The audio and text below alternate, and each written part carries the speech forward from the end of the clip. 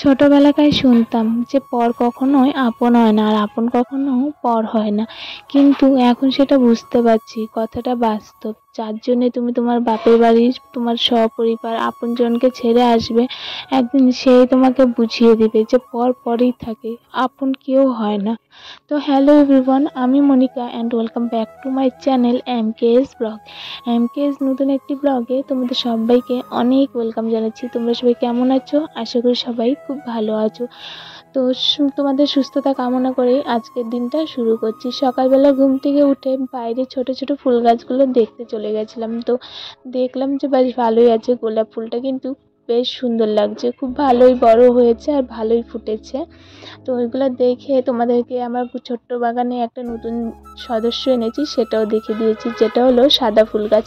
আমার বাপের বাড়িতে কিন্তু ফুল গাছের বাপের বাড়িতে না, আমার আশেপাশে, বাপের বাড়ির আশেপাশে আর কি, ফুলের কোনো অভাব নেই। কখনো ফুলের অভাব জিনিসটা বুঝতাম না, কিন্তু শ্বশুর বাড়িতে এসে ফুলের অভাব বুঝতে পেরেছি।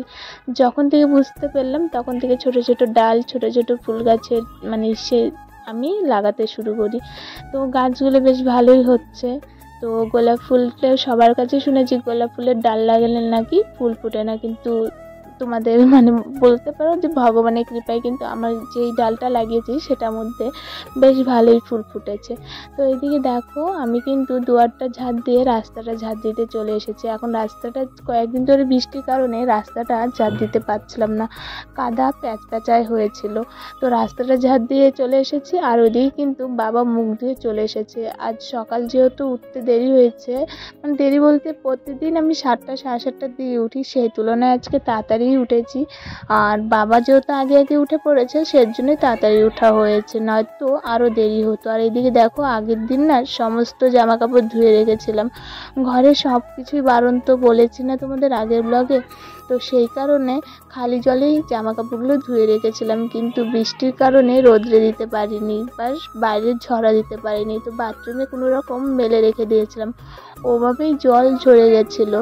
তো সেইভাবে আমি সকাল যেহেতু বৃষ্টি ছিল না, হাওয়া ছিল ফুরফুরে, সেজন্য বাইরে মেলে দিয়েছি। আর মেলে দিয়ে এদিকে বিছানা গুছাতে চলে এসেছি। এখন কিন্তু সবাই ঘুম থেকে উঠে পড়েছে, আর ঘুম থেকে ওঠার পর সবাই সবার মতো ব্যস্ততা হয়ে গেছে। আর আজকে যেহেতু দোল পূর্ণিমা, তো আমাদের না ঘরে সেরকম কিছুই আনা ছিল না।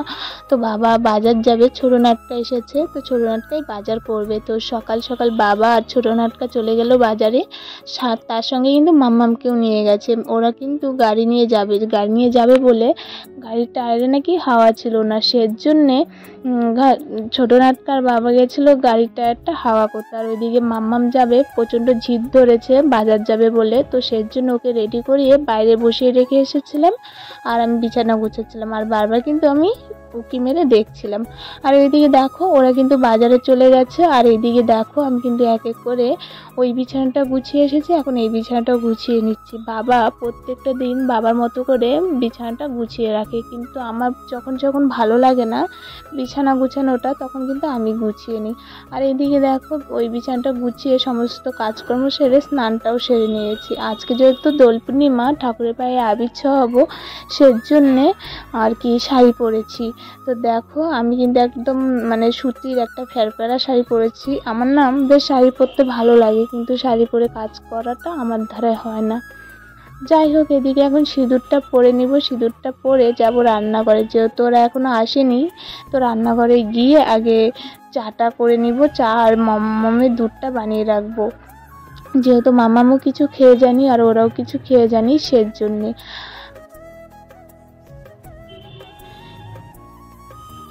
হঠাৎ করে ভাবছো তো কেন বললাম যে পর কখনো আপন হয় না, আপন কখনো পর হয় না।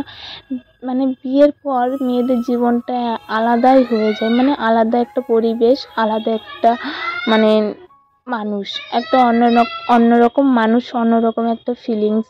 যেরকম বিয়ের আগে আমি যেখানে বড় হয়েছি, মা বাবাই আমার কাছে আপন মনে হতো, কিন্তু বিয়ের পর স্বামী, সে তো কি বলবো, সে তো অচেনা একটা লোক, তাকে অনেক আপন করে নেওয়ার চেষ্টা করলেও সে কিন্তু এক সময় বুঝিয়ে দেবে যে পর পরেই থাকে, আপন কখনো হতে পারে না। আর মা বাবার কাছে যতই আঘাত পাও, যতই কষ্ট পাও না কেন, সে কিন্তু দিনের শেষে একবার হলেও তোমাকে আগলে নিবে। যাই হোক, আমার কাছে যেটা মনে হয় আমি সেটাই বললাম। বিয়ে তো সব মেয়েতেই হয়, কিন্তু সংসার জীবনে সুখী কিন্তু সব মেয়েরা হয় না। তো এদিকে দেখো, তোমাদের সাথে বক বক করতে করতে ওদিকে কিন্তু আমি ঠাকুর ঘরে চলে এসেছি, আর ওইদিকে বাবা ওরাও চলে এসেছে। ওদেরকে চা দিয়ে এসেছি, মামামকেও দুধ খাইয়ে দিয়ে এসেছে। আর এইদিকে এই যে সন্দেশ এনেছি, এক এক করে মানে আবিরটা ঢেলে নিলাম, তারপরে যে প্রসাদটাও বেড়ে নিচ্ছি। তো এগুলো বেড়ে নিয়ে পুজো দিব। ঠাকুর ঘরে পুজোটা দিয়ে যাব মন্দিরে, মায়ের মন্দিরে গিয়ে পুজোটা দিয়ে আসবো। আমাদের বাড়ির সামনে যেহেতু মায়ের মন্দির, তো যখন যেটুকু পারি সেটুকু দিয়েই পুজো দিই। আর আমার মানে ধূপকাঠি ওটুকু, মানে যখন যেটা হয় সেটা দিয়ে আর কি পুজোটা দিয়ে আসি। আর এদিকে দেখো, আমার কিন্তু পুজো দেওয়া কমপ্লিট হয়ে গেছে। ঠাকুরের পায়ে আবির এই মাত্রই ঠাকুর পূজা দিয়ে কমপ্লিট করলাম। তারপর বাড়ির সামনে মায়ের মন্দির আছে, মায়ের মন্দিরে গিয়েও পূজা দিয়ে এসেছি। আর এখন তখন চা করে ভাত বসিয়ে দিয়ে গেছিলাম। তো চলো রান্নাঘরে যাই, রান্নাঘরে গিয়ে রান্নাটা কমপ্লিট করতে হবে। ভাতটা তো ছোট নাটকা নামিয়ে নিয়েছে। তো চলো। আর এই দেখো মাম্মাম, মাম্মাম রং খেলে, রং দিয়েছো? কে দিয়ে দিয়েছে? তুমি একাই দিয়েছো? আর কি এনেছো? এটা হাতে কি দেখাও, ফোনে দেখাও। এটা কি? এটা পিচকারি। দেখাও, ফোনে দেখা যাচ্ছে না, দেখাও। পিচকারি কি করবে? পিচকারি দিয়ে রং দিবে? কাকে দিবে? আমাকে দিবে? দাদানকে দিবে না? তাই তো চলো রান্নাঘরে যাই, চলো।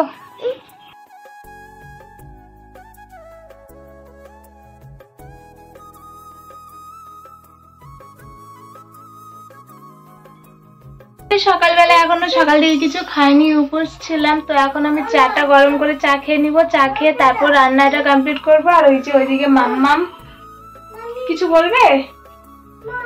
তো মাম্মাম আছে, মাম্মা বলছে আমাকে রং গুলিয়ে দাও, আমি খেলবো। তো আমি ওকে বারবার বলছি আজকে না, কালকে। তো চলো আগে চাটা খেয়ে নি, তারপর আবার আসছি।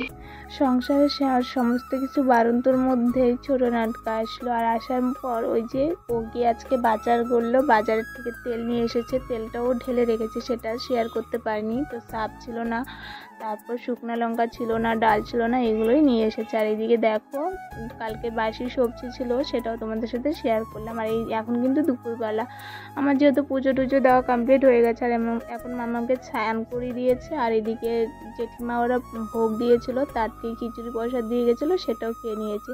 আর এখন কিন্তু আমি শর্ট ভিডিওর জন্য রেডি হয়েছিলাম। এই যে এখন যতটা হাসি খুশি দেখছো, আদৌ কি সবকটা মানুষের মনে এমন হাসি খুশি থাকে? আমরা ফোনের ভিতরে যতটা হাসি খুশি মানুষকে দেখতে পারি, তাদের বাস্তবতা কিন্তু